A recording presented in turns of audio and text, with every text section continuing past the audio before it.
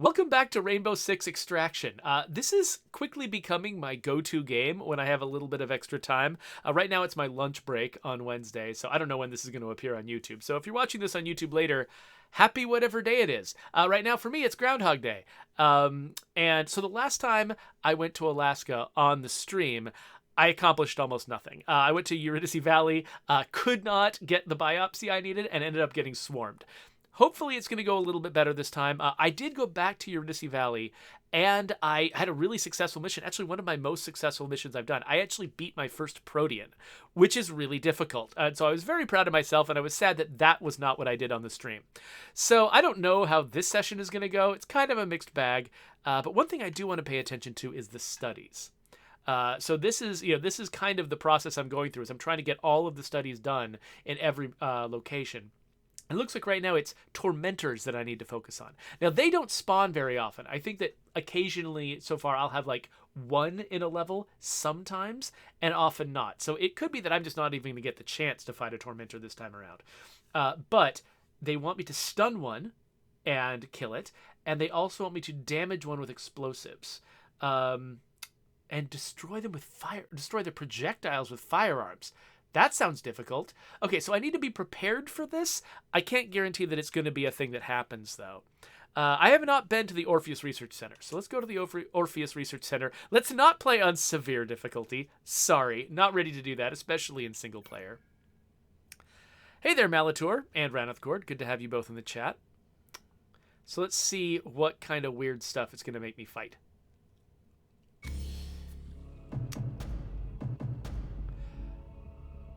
Decontamination, shutdown, and hunt. Okay, this isn't that bad. Hunt is challenging depending on which elite enemy you have to kill. Decon in single player isn't that bad because there's only like 5 nests you have to take out. When I played that in co-op, there were like 12 or 15 nests, and I was not ready for that.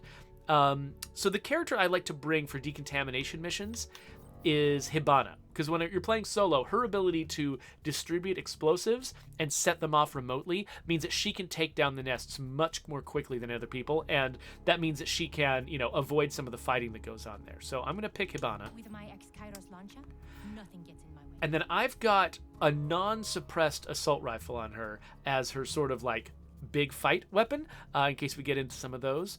I've also got, and then I've got a suppressed pistol that does a lot of damage. That's good. Normally, I love to give my characters claymores, just because. But she, specifically, if she runs into a tormentor, we want to stun the tormentor. So let's get a stun grenade out. She's also got explosives. Of course, her main ability is the ability to launch explosives, so she can do that too. So, yeah, I think this is the loadout we want. Let's get to work.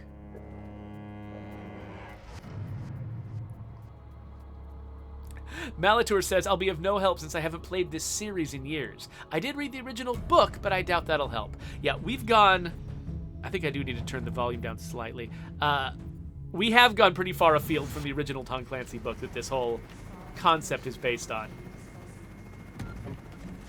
Archaeans here are being good buddies with their elite, which is bad news for our containment efforts. Kill a few to provoke the elite into showing itself. The main thing that they have retained from Tom Clancy's books is, number one, this is a multinational team. Each of the characters is from a different country, which is kind of interesting. And that was one of the fundamental aspects of the Rainbow Six idea, as I remember it, is that it was a multinational team taking down multinational threats. Then, of course, it's also got the sort of stealth, breach and clear type gameplay, which is, pretty much what Rainbow Six is about. So let's have a look at the map. So I'm at the top. I could go down into my left or down into my right. I'll go down into my left first because the other way is the exit. I got to go this way no matter what. So let's go this way first. Pop open a door. And then, okay, it looks like I'm not seeing a lot of little vents for my... Oh, there's a little vent for my drone. Okay, I feel pretty safe in here. I'm going to close this and see what kind of recon I can do with my drone. Oh, I keep hearing little sounds from these like little ambient messes that the Archaeans leave around. Drone ready. It's like sometimes the sounds that you hear are indications of a genuine threat, and sometimes they're just ambient, and it's hard to tell. Have a recon device. Make use of it to locate the objective. That's exactly what I'm doing. I kind of wish that dialogue. A Oh, low-life Archie. okay. Here's this guy. I do kind of wish that piece of dialogue that encourages you to use a recon device.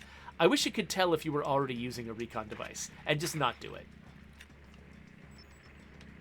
It basically feels like if you don't find the objective immediately, they always give you that advice, and sometimes it's superfluous. Okay, so I've found a collection of the enemies that I need to take down, and at least for a little while, I'll be able to see them highlighted on my map. That's not going to last forever. So I should seize the moment while the intel is still fresh. One thing, by the way, that I didn't initially notice about those spores, they're dark unless you're looking at them, which is kind of weird. At first, I thought it was your UV light that lit them up yellow, but then no, sometimes they'll be in the periphery of my vision, and they'll still be yellow. So I don't know why they're sometimes yellow and sometimes black. Some just weird feature of the shader. What? Okay, I don't know what I did to make the guy notice me. One down. Keep at it. Okay. So I killed 2 enemies that counted. Basically, my goal right now is to kill 3 specific enemies who, after they all die, will cause the boss to show up. And then I have to kill the boss. So I'm being as sneaky as I can with these guys. When the boss shows up, I'll probably switch to my loud weapon. So this is an exit that is not active in this scenario.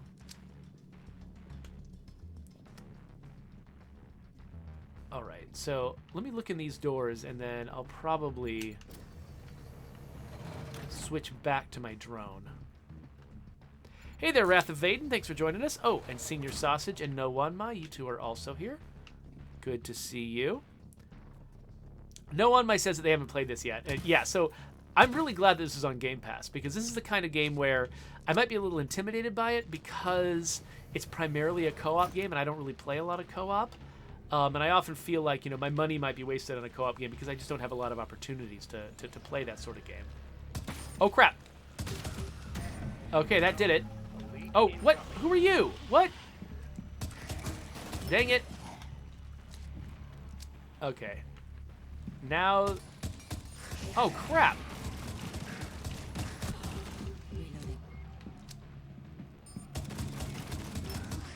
I just want to get rid of these things. Oh, stop it. Stop shooting me. You big jerk. Okay, there's the elite. Oh, okay. This is not good.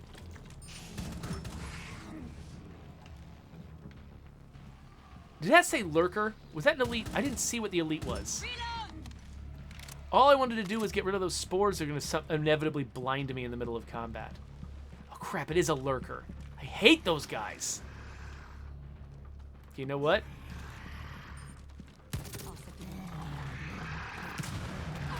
Oh, crap. No, get away from me. Get away from me. This I always get screwed up by lurkers.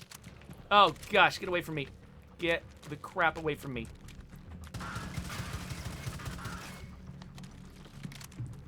Ah. I've got no health left. Just give me a break. Give me a break, dude.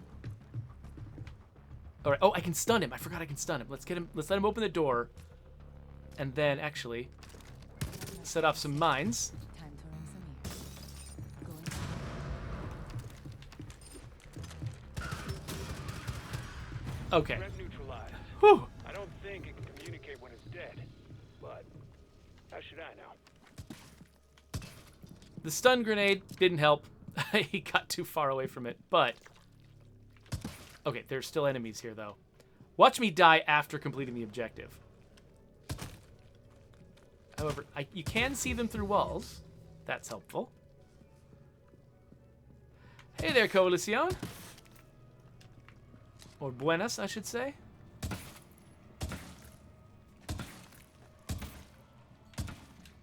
Oh, wow. I'm already running low on ammo here. Okay. Now I'm going to do the thing I was trying to do before. I was just worried I was going to have to run past these things during the... Oh, wait. That was an active nest. That was going to spawn an enemy on me. Okay. I would really like... to find a first aid kit of some kind. What? Dang it. Yeah, so I think that... I think my big fight spawned a bunch of enemies. And all I need to do is round a corner, have a spiker see me that I don't see, and I'm going to be dead. I've got 1 health left. I see a guy coming. Hey, what the... Where are you going? Where did it go?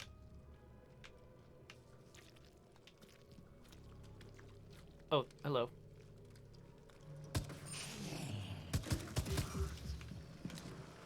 All right. I would really like everyone to not converge on me, thanks. Oh, and there I go. Ah. Well, that went poorly. Operator is MIA. Ugh, I'm so bad at elite lurkers. But it wasn't even the lurker that did it. It was just I got myself swarmed and didn't know what to do. I was trying to be clever. I was trying to use my explosives and things like that on the lurker, and I ended up being unable to defend myself from his minions, and that's what screwed me over.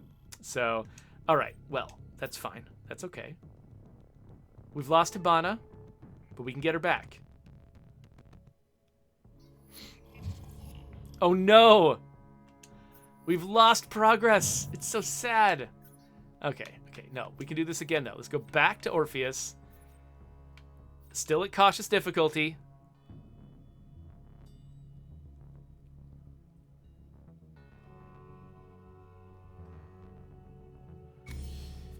So, La Coalition says if I want to hate myself, I should go and play Rainbow Six Siege. I tried Rainbow Six Siege. Okay, good. Yeah, I tried Rainbow Six Siege. Somebody actually requested it, used channel points. And yeah, I was not able to get into it, mostly just because I'm just brand new and it's a well-developed game with a well-developed community. They already know what they're doing, and I just knew that I was not going to be able to crack in. I was intimidated by it. So I tried the tutorial to sort of like learn how the game works so I could be aware of it, but that's kind of as far as I was likely to want to go. Okay, so my favorite character for Decon is now inactive, so I'm going to have to go in there and save her. Was it... No. Okay, so Finka can heal herself if she gets into really big trouble, so that's helpful. Ella has got proximity mines that can stun enemies. And actually, you know what? I'm going to grab her... Wait, no, I can't. No, I need to heal her. You can see that little white bar underneath her portrait? That means she only has half her health. I need to be successful with a few other people before I summon her. We've got, like, a really scary defense mission, though, so I feel like I need to have somebody who's good at that sort of thing. So, he can intercept projectiles? That's only good if I'm fighting spikers. Armor plates sounds nice and all. Yeah, maybe my self-reviving character or my self-healing character would probably be a good move. She's got a lot of suppressed... Oh, she's got a suppressed shotgun. Those are fun. I've got explosives. I think, you know, even if I run into a tormentor, I mean, I really need to have this for my defense mission. So we'll go with this. Finka, let's see if you can rescue Hibana.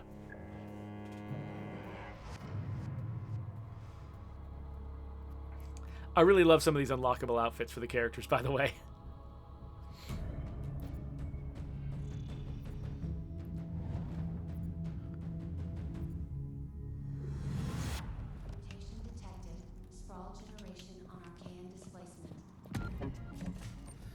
Casualty to exfil, and they may have been moved. There's no telling where the Archaeans could have taken them. So I think I'm in the exact same place now.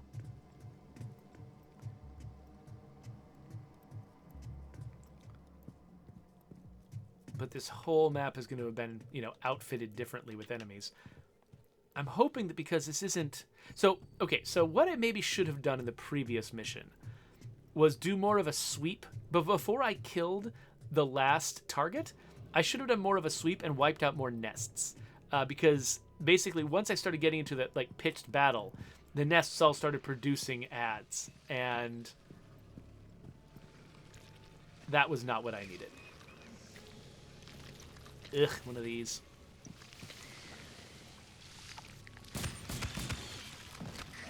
What?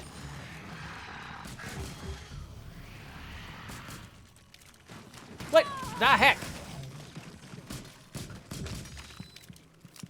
So I'm not using my shotgun against these small targets because even though I'm missing them with my pistol a lot, my experience says that I will also miss them with my shotgun even more.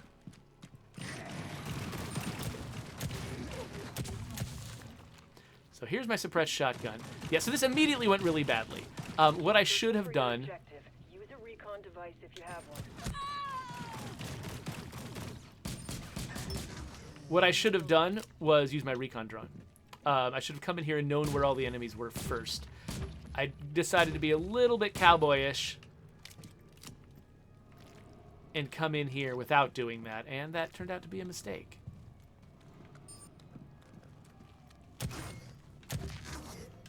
Reload. Ah, so we got another active nest over here. Wow, the shotgun really doesn't work at range. So shotguns in this game are not very effective. They're good at clearing sprawl from the ground, which I appreciate. But they're not very good at, like, damaging enemies. And I think they're suffering from some of the same problems that we had with our shotguns in State of Decay 2.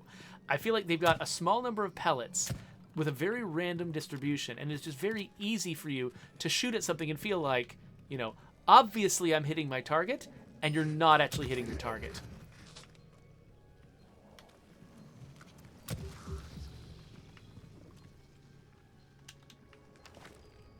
And that can happen a little bit with pistols. Like, I've often felt like I was shooting directly at one of these spores and still technically missed for some reason I couldn't fathom. So that can be a little bit of a general problem in the game. But yeah, it feels like it's the most significant with the shotguns. Alright, so I'm going to need this health kit. Alright, so now we're getting into the area where Hibana is. So let's explore this area, make sure there's no enemies that are going to screw me over. I don't see any footstep signs. I'm going to clear out as much sprawl as I can so I can navigate as I need to.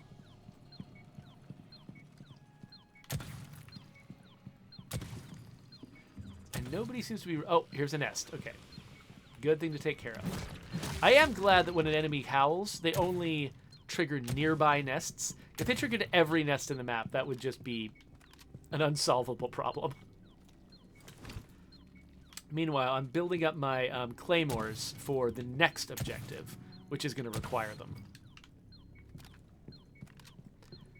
All right, I think we're good on Hibana. Okay, so let's have a look. So I'm going to start yanking on this.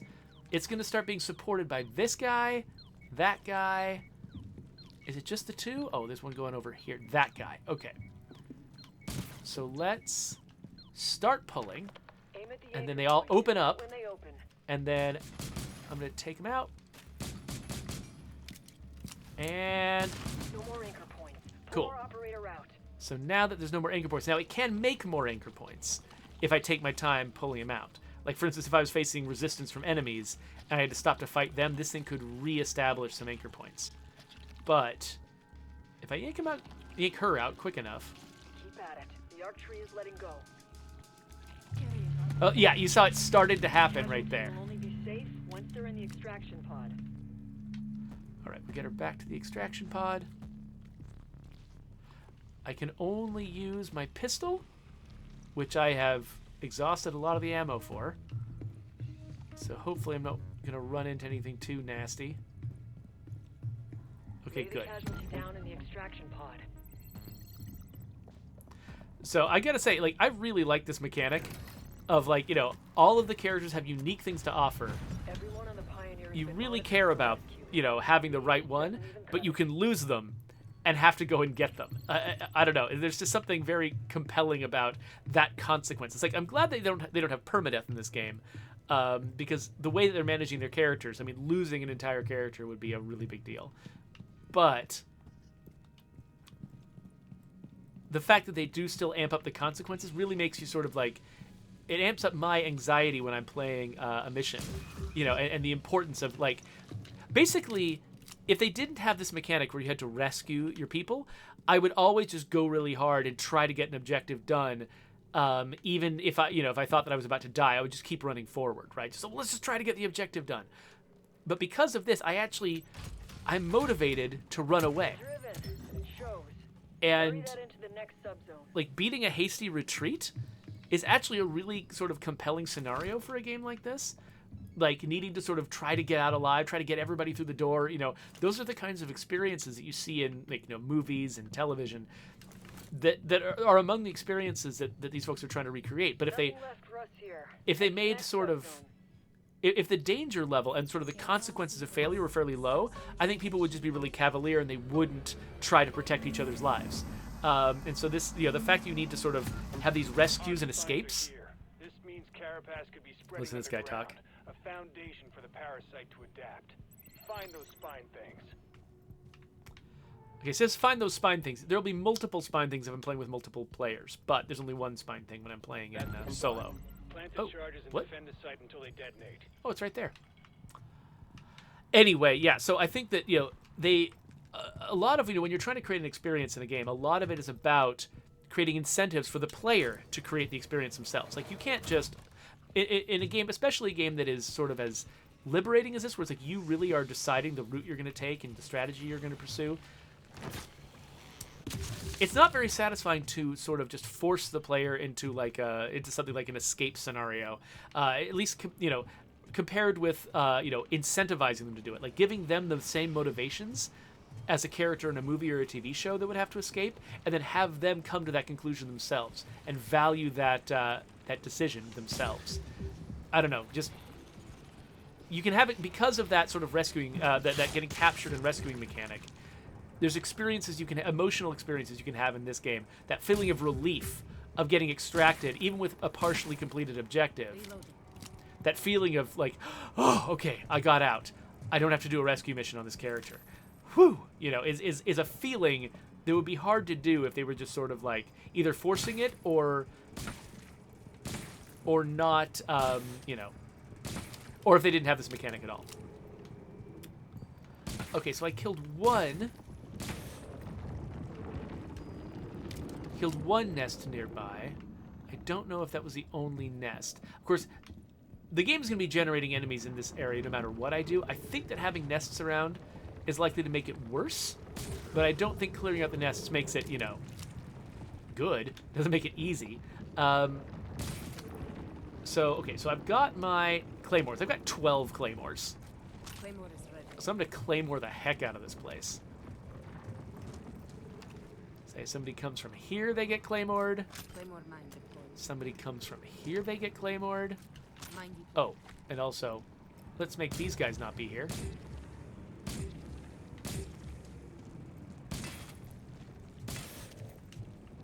Where else could enemies come from? Well, they could come from here. Deploying Claymore. And you usually want to do a couple layers of claymores because they're going to wipe out the first layer of claymores pretty quickly, and then you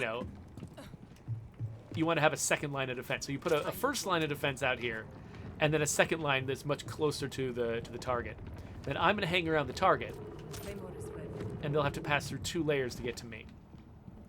I don't know what the chances are they're going to come through this route. It seems like the other routes are more open, but Claymore mine. I don't know where people can spawn, so I might as well mine this too. Yeah, I could totally see them coming through this way. So I'm going to stick one here, even though I don't know it's going to be necessary. Similarly, I think I'll put one here. Claymore is ready. But yeah, I have lower hopes that those will be useful. And then I feel like it's likely a lot of enemies are going to come from... Oh, crap, I got one on me. I thought I'd killed them all. Deploying Claymore. Okay, well, at some point, the screen is going to fill with yellow smoke, and I'm going to be coughing, and that's going to suck. but yeah, I've just got the sense that enemies are more likely to come from this way. But I mean, that's a made-up idea. I'm just making that up out of whole cloth. I put a bunch of claymores that way. Oh, there. Yeah, there's the spores. I've got one last claymore. You know, I'm gonna hold on to that claymore in case I need to patch something with it. Okay, let's make this happen.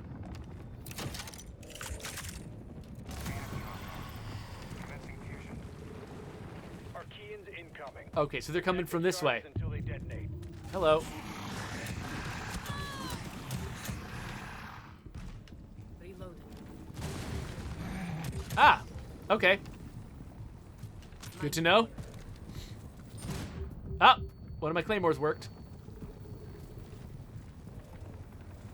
Who else is coming? Oh. Alright. Ah! How did you get here? Hey, quit shooting or hitting me. What are you doing? What's the verb for what you're doing? Ugh. So unfortunately, this thing just fills the ground with sprawl, which makes it harder for me to navigate. Wait, what? Oh! Interesting. That's how they spawn. I've never actually witnessed... Oh, hey, stop it. Archeans are attacking the charges. Stop them. So I've never actually witnessed them spawning an enemy for one of these events. They do come out of nests, just temporary nests. Wow, the direction I thought they would all be coming from is just not the direction they're attacking from at all. That's what I get for assuming. Ah! Ah! Okay, success. Any leftover Job enemies? done. Arc spines are fully eradicated in this subzone. Right, can I recover these? Oh, good. I can recover the ones that were useless. Cool. Yeah, well, they all just came from one direction. But yeah, so that's a good idea. So I've been wondering how they spawned the enemies during these events because they're so careful when you're not in the middle of one of these events. They're so careful to you know, either you've got the enemies you started with, and you've got the nests that spawn enemies. And that's the only, like, you can really reliably say that those are the only sources of enemies. And they give you a world that's really predictable, except during these events where they will spawn extra enemies. And I was always wondering how they spawn the extra enemies. So it looks like they'll take the positions where they've already set them up to spawn a nest. Like, because, you know, this whole map is marked up with potential nest locations. And only some of those nest locations actually get used each time they instantiate a map. But they've still got all those locations. So when they're doing one of those events where they need to spawn a bunch of enemies, they just spawn a temporary nest in a position, You can head to the next subzone. Nothing immediately left to spawn an enemy from it, and then immediately kill the nest. And they're just using, like, existing assets they already had to sort of visually justify the arrival of an enemy. Because, you know, when you've got, like, a... When you've got... Okay, so, by the way, that spiker noticing me as soon as I got close, that was the problem I was having with that elite spiker that I was trying to... Oh, where are these spores coming from? That elite spiker that I was trying to kill in the previous episode, and he just always noticed me and I could never sneak up on him. That appears to be a general problem with spikers. And I don't know what to do with that. We're getting the intel we need. On to the next subzone. Ah, there goes that. Okay. Wait, I'm hearing footsteps outside? I do appreciate that I can close the airlock. Oh! Someone's actually trying to get in. Weird. Anyway. The hub zone presents a unique infection risk. Injuries must be cleaned and dressed immediately. Reload. Okay, I think I'm ready for the next challenge. Replacement and additional construction supplies are positioned in at least one location inside the hot zone. Okay, so La Coalition is really concerned that I should look up... Oh, apparently Stealth the Assassin has chosen a game for me to play by spending channel points. I wants me to play the Pedestrian. I feel like look up my YouTube. Look up on my YouTube channel. I think I've already played the Pedestrian, though I didn't play it very much. I'd be happy to go back to it and give it another try. But yeah, okay, cool. Thanks for pointing that out. Sorry, I get so intensely involved in this that it is easy for me to sort of lose track of the chat.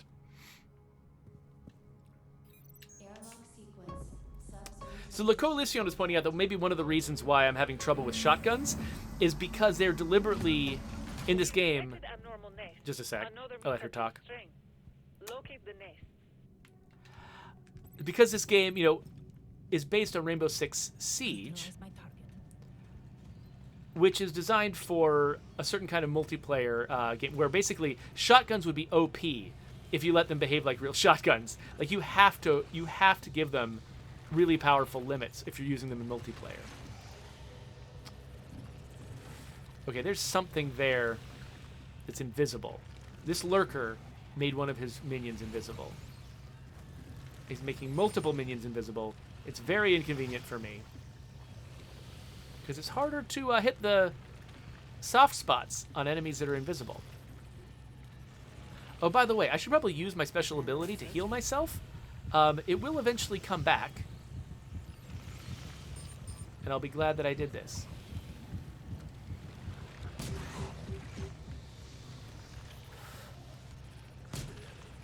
Crap. There.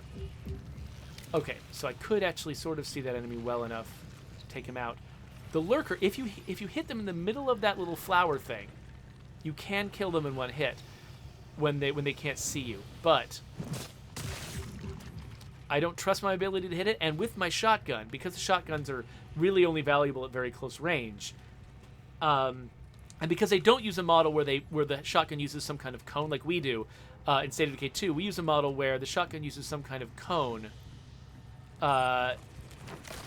to ensure that it hits everything within its range, within its, you know, basically, you know, you expect the shotgun to hit everything in the cone that's inside it, but actually you can miss stuff if all you're doing is modeling a handful of pellets.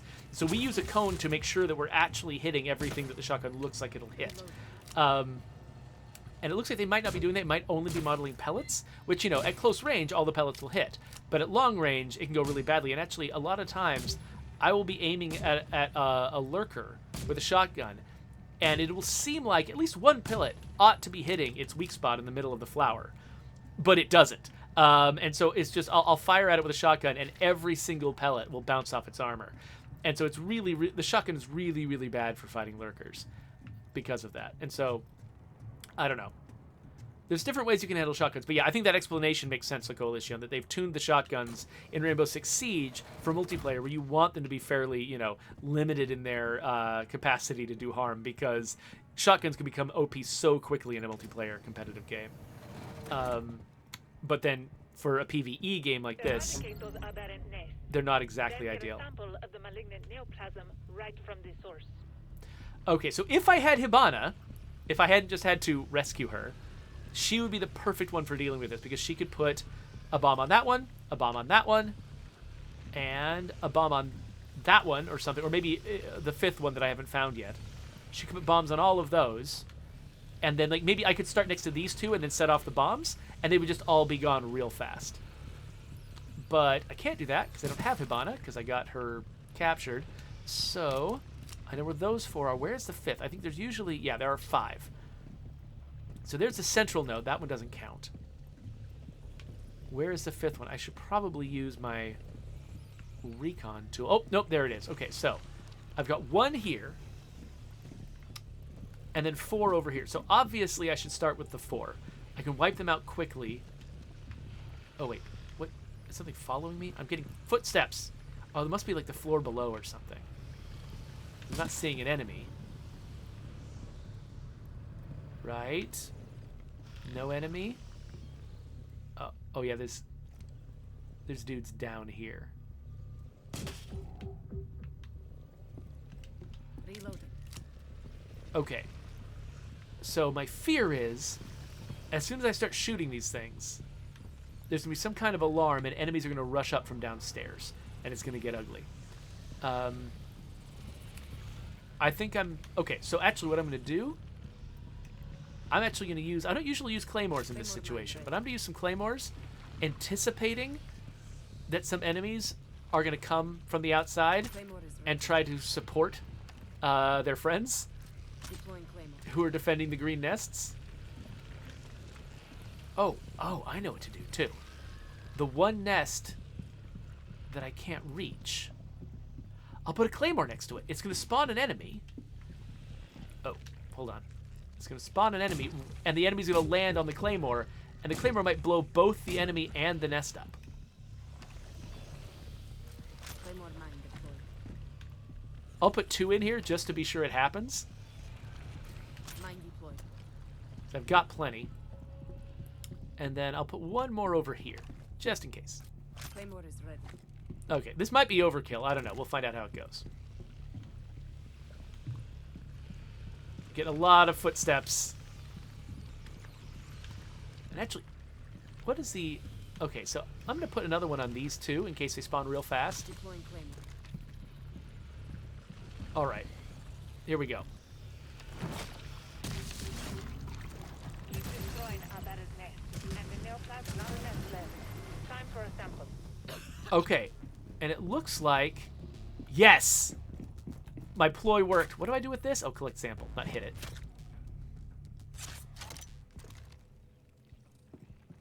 Oh, my ploy worked in... The parasite ecosystem Whoa, should be there's a less hole in the ground. with that sample. So, okay, this is one of the sort of hallmark features of Rainbow Six Siege, the fact that you can blow holes in the ground. It didn't occur to me that Extraction would have the same thing. Oh, that's cool. All right, well, so I did not manage my first mission of the day very well. Hibana was lost because of my poor preparation and bad decision making, but I feel like this mission has redeemed me a little bit. So let's grab all of our stuff here in case we need it between here and the exit. And let's figure, wait, where is the exit? It's to my left.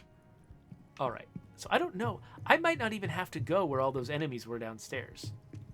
Let's see what this room looks like. Oh. Okay, there's an invisible dude, which means there's an invisible making dude. Oh, hello. Nope, please die. Okay, hold on. There we go. He has to get real close for this shotgun to be good. Oh, nope. Please don't shoot me. If they killed me while I was extracting, that would be freaking hilarious. Well, this is too easy for you. Okay, so I'm going to try to catch up with the chat again. Sorry that I'm never paying attention. So Lex Goto wanted to know, you prefer going solo? So, yeah, sort of. Like, so basically, I get like weird social anxiety about playing multiplayer games with people where other people are depending on me. Part of it has to do with the fact that I'm a dad. I can get interrupted by kids at any point, and I've just got a really hectic life, and so I always feel like I don't want to commit to playing co-op with people. And so yeah, I do prefer a game that, even if it's primarily a co-op game, I really prefer it if they let me play solo, and I end up doing most of my playing time as a solo player.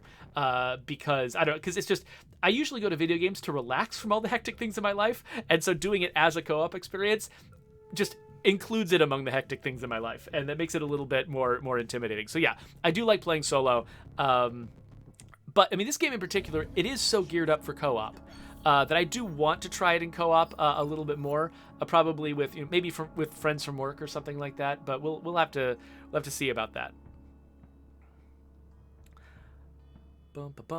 Oh, yeah, so Lex Goto says at one point they died putting their friend in the pod.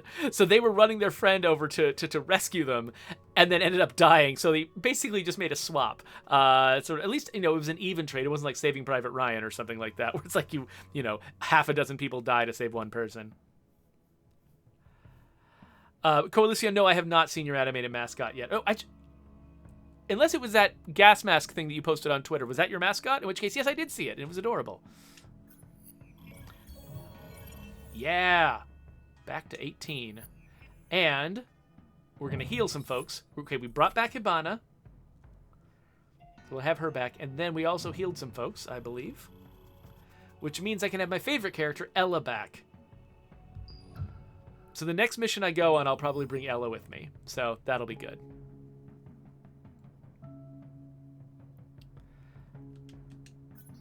All right, so Cool. I actually did a successful mission in Alaska. Mostly, so far, you've been watching me fail in Alaska, but I actually succeeded. That's good. I wish that I had been streaming when I actually beat a Protean in Alaska, because that made me feel really good. But one thing that didn't happen was I didn't run into a Tormentor. And that's actually one of the problems with like bounty-like challenges like that, where, you know, it's so dependent on the circumstances. Like, I can't just decide to go on it because these missions are randomly generated.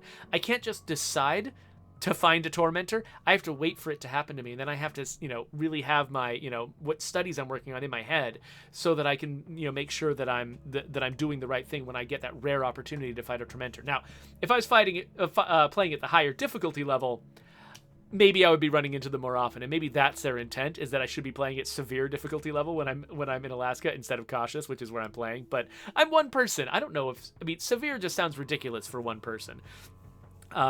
Maybe I should try it one of these times. Maybe the next time, maybe my next episode, I should do severe just to see what it's like, and we can expect that I'll probably die. Because, you know, I mean, I lost in cautious this very episode, so, you know, why wouldn't I? Why wouldn't I fail if I tried that at the higher difficulty? So, cool. Well, you know, this is probably a really short stream. Sorry about that, but, you know, today is just chock full of meetings. I had one meeting get canceled, and so that's why I jumped in and decided to do a stream right now. But I've got to go eat and get ready for my next meeting at 1 o'clock, so I am probably going to have to bug out of here. But thank you all for hanging out with me. This is really, I like being able to sort of duck in here whenever I need a break from work, and so having you all here is a lot of fun. Let me catch up with the chat just a little bit more. So Lex Goto wants to know, what's the most operators I've had MIA at once? So because I aggressively, you know, kind of go after them all the time, I think I got 2 or maybe even 3 MIA when I was trying co-op. The one time that I tried co-op, I ended up with like 3 of them MIA because we were just trying a bunch of high difficulty stuff just for fun and just completely getting ourselves killed. So I think I had 3 MIA at once, but then I aggressively went after them at the, you know, solo at the cautious difficulty and was able to get them out. Especially, you know, when they show up as you know, the very first objective, it's really usually not that hard to get them out of there. So yeah, so I recovered from it pretty quick. Raneth Court asks, have you played 7 Days to Die? There's one specific design thing they do in the game that I think would be helpful for you to see, but the game is kind of complicated, so I'm not sure if overall it would be worth your time or not. So I have played a little bit. When the game was brand new in early access, I played some of 7 Days to Die, and it was interesting. I really liked the way they handled sort of the voxel map, like all of the extra effort they put into making the different types of voxels blend with each other and feel like they made a cohesive world, despite the fact that it's a weird way to build a world. So I liked it in theory. You know, the sheer deadliness of the zombies at night kind of pushed me out a little bit. I know that you can, you know, if you get really good at constructing your base and building traps, it can become manageable, but I was not good at it. Eric Anderson from the State of Decay 2 team is actually very good at 7 Days to Die. He's built some elaborate bases that were just amazing at not just defending him, but also farming zombies. So there's definitely people on the State of Decay 2 team who are avid fans of 7 Days to Die. I just was not able to penetrate it very easily. I don't remember if I streamed it. I think I might have played it before I was streaming regularly. I'm not sure about that. So Coalition says that that's the only game that they truly fear, or the only zombie game that they truly fear. It's scary and gives me the chills. Yeah, no, those things come at you at night. Like, it is, you feel like you're cornered and there's nowhere to go. Yeah, so yeah, Wrath of Vaden, no on my, it was great to see you all too. And yeah, I think I'm caught up with the chat. So thank you all. Sorry to cut this one short, but I am planning, so tomorrow's Thursday, and so my afternoon I usually do a State of Decay 2 playtest, and that is a more serious, long-term stream that I usually run. So show up for that. Come back tomorrow afternoon if you want to spend a little bit more time playing State of Decay 2 with me, and whatever else strikes my fancy at the end. I am also planning to do a stream with Calliope that evening. We're planning on playing Octodad together, so that should be kind of fun. And then, of course, Friday I usually stream either Friday lunch break or Friday in the morning. And then what am I saying? Oh yeah, and of course Milo likes to stream with me Friday evenings. So that is all still in the plan. So hopefully I'll be able to see you all then. I am starting to sort of zero in on a little bit more of a reliable schedule, these lunchtime streams seem to be working for me better than morning streams and evening streams have in the past. So I want to do a few more weeks of me just sort of feeling out when good times for me to stream are during the week, and I might actually be able to nail down a regular schedule at that point. So those of you who have been very patient with me with the fact that my streaming schedule has been completely erratic, I appreciate it. Thank you so much for your patience, and I'm hoping I'll be able to nail it down a little bit more in the future. Oh, interesting. So Ranith Court says that the design thing that he wanted to point out about 7 Days to Die is how they construct each point of interest. That there's these complex buildings, but they're designed to be a guided experience with a purposeful path. Okay, so there's some level design lessons to learn from there, and that does seem pretty interesting because one of the things that we don't in State of Decay 2. We kind of developed the shape of the world and the systemic gameplay kind of independently from each other. We would establish certain ground rules to make sure they were compatible, but we would kind of do those in separate places, basically. And there isn't nearly as much as I think we probably should have of sort of like planning those two things hand in glove, where, the experience you're having with the zombies is in line with the experience you're having with the geography. And so that's something that, throughout sort of the future of the franchise, we're hoping to spend a little bit more attention on. And so, yeah, so that kind of lesson that you're talking about for 7 Days to Die does actually seem like it could be valuable. Coalition wants me to show my new glasses on the stream. I've got a problem with my new glasses, and I realize I don't know if anyone cares about about any of this stuff. Like, if you're watching this later on YouTube and you've gotten this far in the video and you're still listening to me, I don't know why, but happy to have you. Anyway, my glasses actually have a problem. So you've got the metal frames, and then you've got sort of the flexible plastic earpieces that slide onto the metal frames, and there's usually some adhesive holding them on. I actually don't have adhesive. The factory did not put adhesive on one side of my glasses, which means that the earpiece can come out a little bit. And unfortunately, the design of the glasses that I have, the hinges rely on the plastic earpiece as a stopper for the hinge. And so, well, your glasses are supposed to, sort of conform to this very square shape. And if your head's a little wider than the glasses, which mine is, they can both sort of equally bend out a little bit in order to accommodate your head. The problem that I'm having is one of them has the earpiece down a little bit, which means it doesn't get stopped on the hinge doesn't get stopped on one side. So this hinge bends out much more readily than the other side. And so when I put them on my big fat head, they get uneven. And so like one of the lenses gets really close to my eye and the other one gets further away from my eye. And that's just weird. And so I haven't been wearing my glasses. So the glasses place is going to, they've actually ordered new glasses based on the warranty because the factory screwed up. And so I need to go get the new glasses, but so I haven't been wearing them in the meantime because they get really uncomfortable really fast. So I will wear the new glasses on the stream once they're usable. They're just not quite usable for me yet.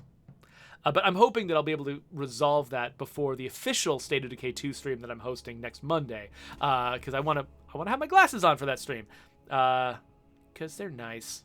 Yes, Ted Fitzpatrick, I am coming unhinged. Those glasses were causing me to come unhinged. Ranith Court says, all the many streaming timing changes, and you're back to lunchtime streams just like a couple years ago.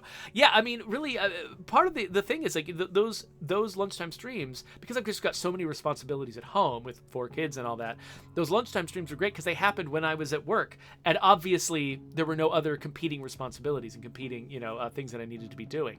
And that's kind of the problem I'm contending with, is that, when I'm streaming for long periods of time at home, it always feels like there's competing things that I ought to be doing instead with that time. And so lunchtime streams actually work really great because this time is already blocked out for me to be spending doing my work. And so just, taking basically a very slim lunch break, just going up and grabbing a snack real quick and coming back down, and then using that time to stream, it fits into my life better than any other strategy that I've come up with so far. So yeah, I think that's probably going to work better than anything else I've tried.